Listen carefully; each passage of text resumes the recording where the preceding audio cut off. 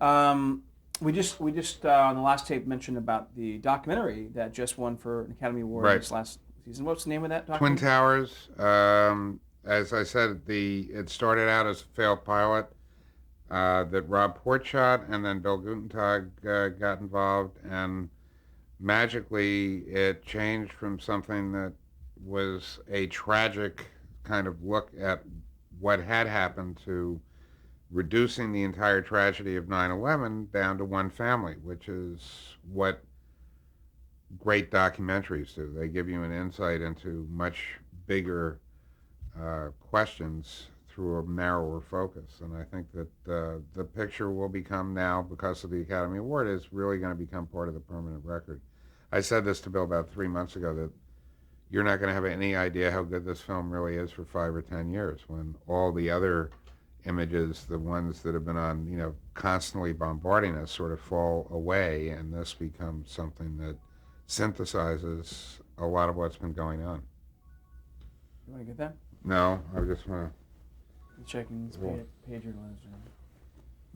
oh, cell phone. Okay. Yep. As we're going through here, I want to pick on before we get to criminal intent. Deadline. Deadline. Definitely a show that should not have been canceled. Been doing quite well. The 13 episodes on Bravo. Unquestionably one of the best first year casts I've ever seen on a drama. Oliver Platt, Lily Taylor, B.B. Newworth, Tom Connie, who was the last? Hope Davis. It's a pretty amazing cast. For someone who hasn't seen it, About a newspaper, the New York Ledger, which is the paper that looks surprisingly like the New York Post, and was the hometown newspaper on Law and Order forever. And it was a show set at the New York Ledger with Oliver Platt as an investigative reporter. So it was in the same post office zone as Law and Order. you've mentioned the Washington Post. What newspapers do you get every day? Do you read a newspaper every day? Oh, more than one. The No, not the Washington Post, the New York Post. A vast difference. The Sorry. New York Post, the New York Times, the L.A. Times, the trades. That's Are you reading to be informed mostly, or looking for ideas as well? it's kind of indistinguishable that you pick up. I've been reading the Times since I was, I guess, 7 years old. So it's just like it's like part of life. I mean, you pick it up and you go, oh, but then you read the Post, and the headline on the front page is usually a pretty good story. Headless body found in topless bar. Arrest and trial. Arrest and trial. Again, something that is, when I look back at it, almost incredible to believe that it actually got done. First, toe in the water in basically syndicated product that was um, sold to 90% of the stations in the country. We made 169 episodes in 1 year. A reality show that was very interesting. It was mostly reenactments of famous crimes and some of the actual investigation footage. But what was really amazing is that the show was so well done for what it was that by the back half of the order, Rob Port directed that show and executive produced it, and we were getting most of the real cops from in the last 30 episodes. All the real cops from all the real episodes, or all the real crimes, played themselves. So again, a very pro law enforcement show that is still on a lot. I mean, there are 169 episodes, so that it can be stripped. It's again, if you want to know the nitty gritty of the politics of something like this, show is doing very well. It was on in Access, which is 7:30, 7 to 8 p.m. in most markets. In New York and Los Angeles, it was on Chris Craft stations. The Chris Craft stations during the run were sold to Fox. Fox had very little desire to put more money into Barry Diller's pocket on a show that would be running on Fox.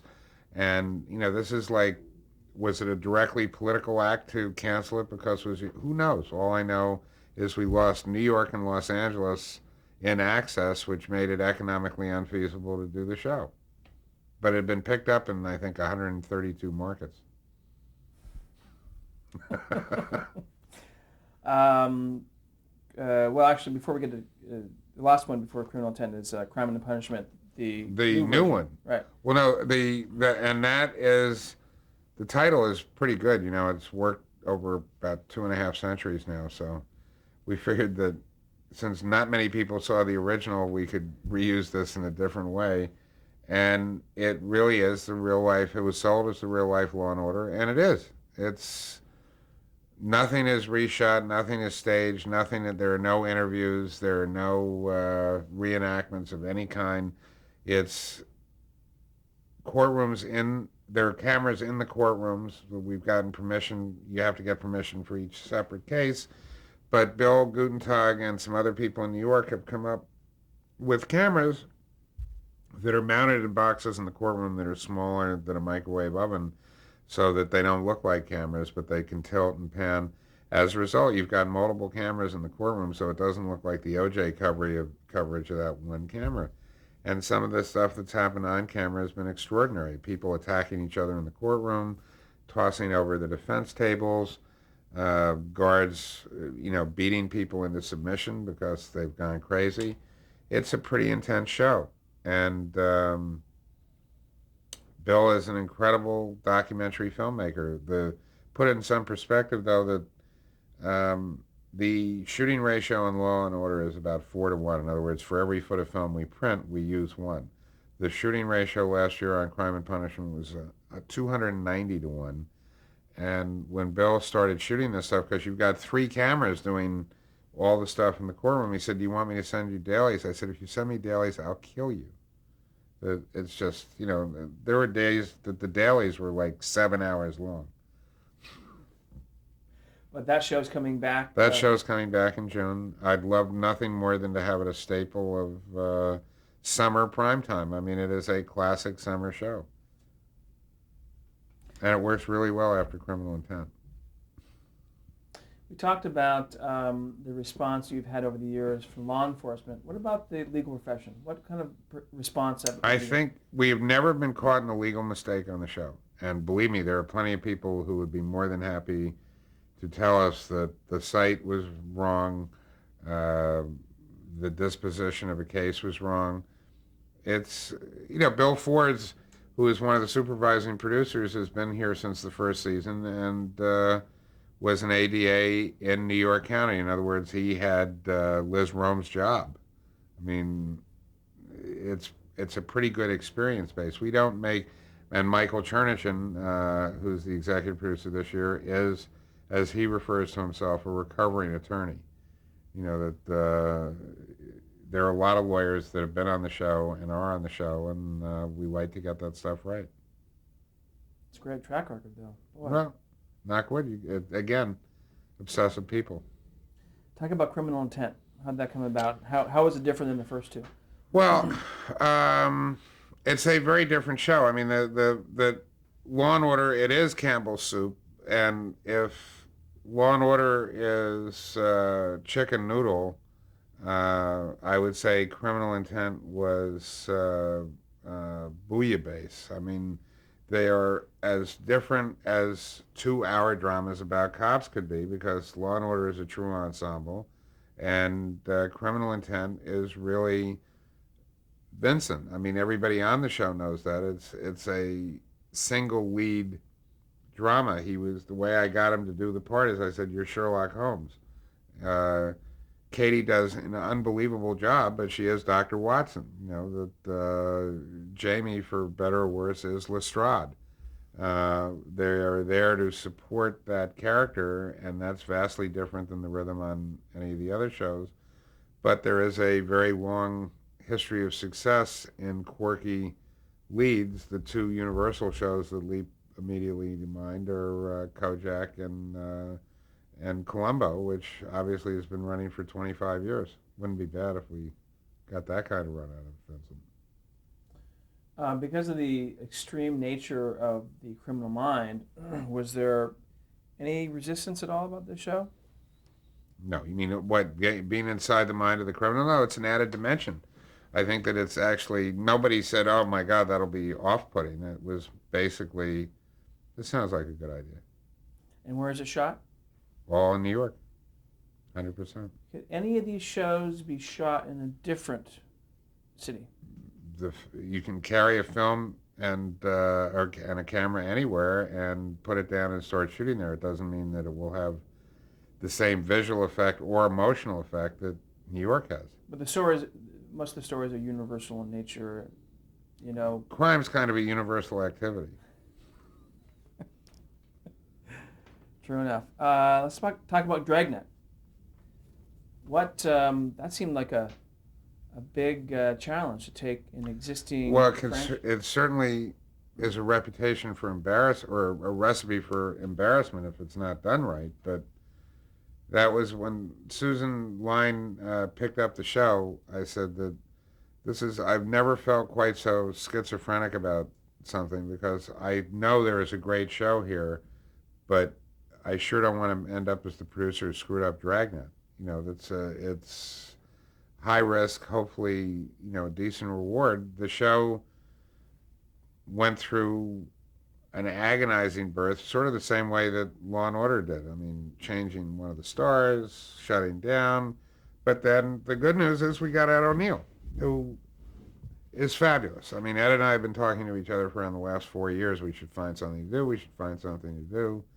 And then he was up for another show on HBO, which fell apart. And then literally, I called him the day that fell apart, and he was available. And he said, nah, nah, nah, nah, nah, nah. He was burned. He felt kind of burned. And then he thought about it for a day and said, well, wait a minute. Let me read the Scripts. And, Waylon Green is the showrunner on Dragnet. Waylon wrote The Wild Bunch. He's a pretty good writer. And he got to see a couple of scripts and was very impressed. You mentioned Susan Lyne. Who's that? I'm sorry, Susan Lyne is the head of ABC Entertainment. She has Jeff Zucker's job at ABC. Jeff Zucker of NBC. I'm sorry. No, it's okay. Jeff Zucker is the president of NBC. What about Ted? I mean, the idea of Married with Children. I mean, that's the biggest question mark about him, wasn't it? No, well, he was on the show for 11 years, but it's been off for 5 or 6 years. And I told a lot of people after the first day, 30 seconds after the show starts, you'll completely forget about Al Bundy, and nobody yet has come up and say, I can't get Al Bundy out of my head. Ed is like the quintessential cop, and I knew him. Well, I probably saw Married with Children twice in 11 years. I knew him from, he did a 2-hour pilot called Popeye Doyle right after The French Connection, playing the Gene Hackman role. So he played a cop in New York very successfully 20 years ago. I figured that it's kind of like riding a bike. If you could play a cop in your 30s, you can certainly play one in your past 30s. Who had the role originally before Ed O'Neill? Danny Houston, who is a terrific actor. I mean, he's obviously some good genes there, but he's also, he was up for an Independent Spirit Award this year on, what was it, Ivan's Ecstasy, which is a picture he starred in. And I think has now done back-to-back movies with Nicole Kidman and Julia Roberts. So, I haven't gotten a thank you note yet, though. So you have all these shows in the air. How do you balance it all? I consider myself at this stage when you've got multiple shows on, you're basically the fire chief. So, there are days when it's very calm, and there are days like today, unfortunately, which you've just been seeing some of the fallout of, or get totally insane. Do you get to watch each episode any of your shows? Oh, yeah. Every episode?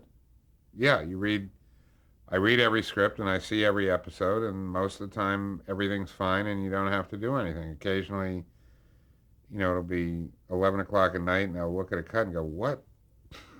That doesn't happen very often.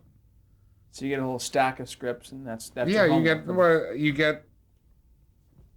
I get the whites the day they come out. I try to read them that night because if there's a big problem, I'll say something. But again, these are the best showrunners in the business. It's not like I'm going to call up Renee and go, that line in Act Three, can't you do any better? It doesn't work that way at this level. That if I read a script and there is some major logic problem that I can't figure out, I figure that if I can't figure out, it may be a problem for people in Dubuque who are half asleep. But that doesn't happen very often. It's just that my main job is making sure that, and I've used the military analogy before, that if I'm Eisenhower, these guys are all there. You've got 4 Pattons that you're trying to make sure that they've got enough gas to get to El Alamein or wherever they're going. Baghdad. It's the same type of thing. There is, that they're the 2-star generals. It's just a question of how many stars are on the shoulder in terms of who does what. What about upcoming projects beyond the stuff that we've talked about? I mean, are you always looking to include projects to your roster? No, no. They're at this stage. We're only interested as a group, I think, in doing shows that everybody really wants to do. Uh, there's no sense in just doing another show. I mean, it's not. It's not that we're at some exalted level. It's just that it's hard enough to do these. I know what Law and Order 4 and 5 are, if it ever got to that point. I know what Dragnet 2 and 3 are, and there's one other project at ABC that I hope is going to get done. I mean, we've got a deal on it. It's a question of when it's ready. And that's the biggest luxury I think that I have, is that I'm not on that June, I got to go out and sell something to get it picked up so I can do a pilot in December. We do have, as a group, the opportunity to sit back and say, we're not going to do anything else until we find something everybody really wants to do, A, and B, there's no, the core group here is employed far enough into the future that nobody's saying, well, we better cover our ass and get another show on the air. But that's a very nice situation to be in. What shows that are on the air right now that you admire? Sopranos, 6 Feet Under. Trying to think, 24, but I lost track of it. I mean, I liked what they were doing. I'm just trying to think what else I watch on a regular basis. Gilmore Girls. My kids love the Gilmore Girls. The Osbourne? Not this year. Yeah. Like the much. last year. Well, no, it's like I don't. You know too much now. Right. They do too. They play with the camera. What's your favorite all-time shows? Rockford Files. Dragnet, Naked City. God, this is terrible. It sounds like. Well, no, Rockford's vaguely contemporary. Did you ever meet Jack Webb? Never. Never met him. Yeah. Would have liked to. Do you have any mentors Uh, as a writer or as an individual? Well, I could say a knee-jerk reaction, probably my father, who was in the business and taught me many, or left a legacy of insightful aphorisms. Network executives are, temporary people making permanent decisions, and he knew the business. He knows the business. So that is one. I've had.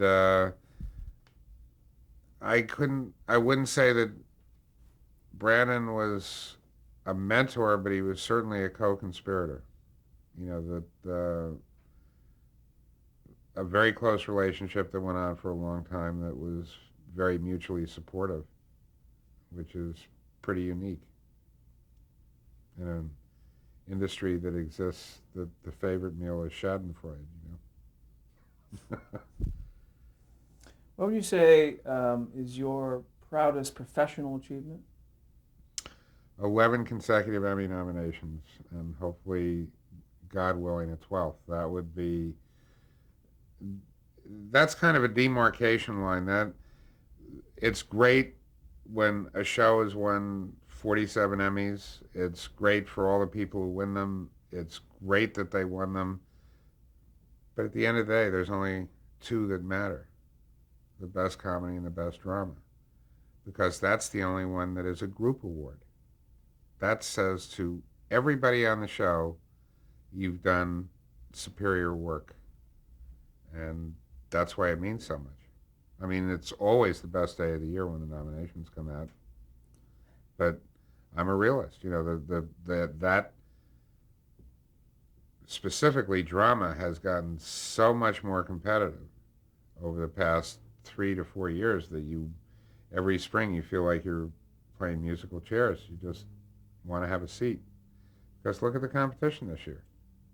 Sopranos, 6 Feet Under, The Shield. That's off network. You know, not to mention all the other shows that may be there for positive, negative, sympathetic reasons, from, West Wing to CSI to ER to The Practice to, there's an awful lot of good stuff out there. What would you say is your proudest personal achievement? Jeez. That's proudest personal achievement, I guess my kids. I mean, that's like, it's, they're all nice people and they're all, seem reasonably intelligent. That's pretty cool. I mean, that's kind of on a career achievement or, personal. I'd say that, the kids, they're the only ones that are going to be around long after I'm gone, I certainly hope. So, that's pretty important. Right. Thank you very much. Thanks. A pleasure. Thank you. Thanks for suffering through it all. Oh, no, it's fun. Actually, I'm going to get some. This is the front page of the pilot script for Law and Order.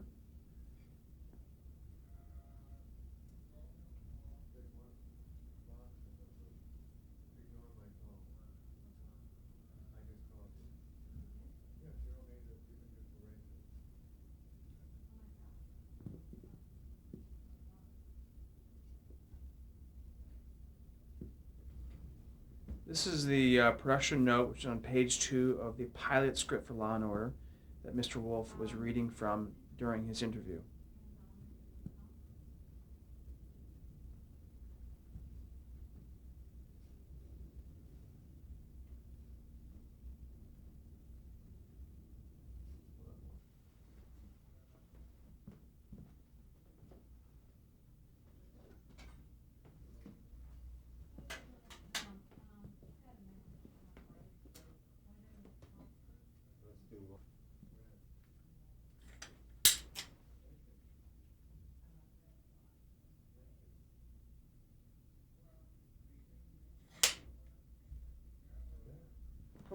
Done.